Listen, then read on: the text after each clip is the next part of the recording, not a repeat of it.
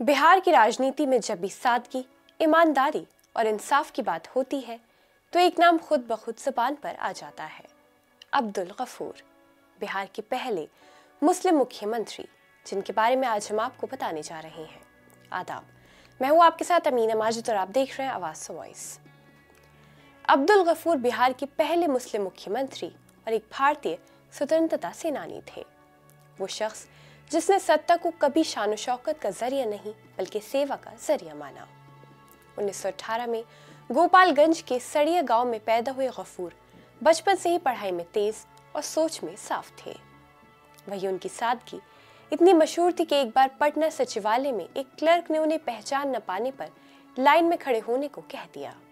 गफूर साहब बिना बताए चुपचाप लाइन में लग गए।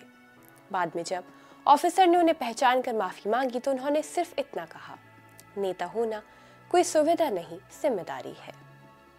अलीगढ़ मुस्लिम यूनिवर्सिटी में पढ़ाई के बाद सियासी सफर शुरू करने वाले अब्दुल गफूर आज़ादी के संघर्ष के दौरान कई वर्षों जेल में रहे। उन्होंने मोहम्मद अली जिन्ना की 2 नेशन थ्योरी को ठुकराते हुए भारत में रहना स्वीकार किया।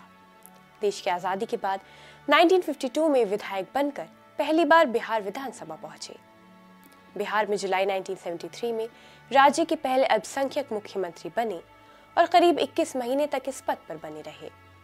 अब्दुल गफूर को तत्कालीन प्रधानमंत्री इंदिरा गांधी ने 1975 में हटाकर जगन्नाथ मिश्र को मुख्यमंत्री बना दिया था। गफूर जुलाई 1973 से अप्रैल 1975 तक बिहार के मुख्यमंत्री थे।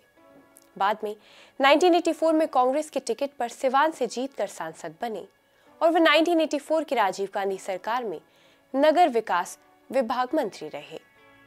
1996 में भी सांसद बने, पर तब वो गोपालगंज से समता पार्टी के टिकट पर जीतकर संसद पहुंचे थे। कटिहार मेडिकल कॉलेज की स्थापना में भी इनकी सक्रिय भूमिका रही है।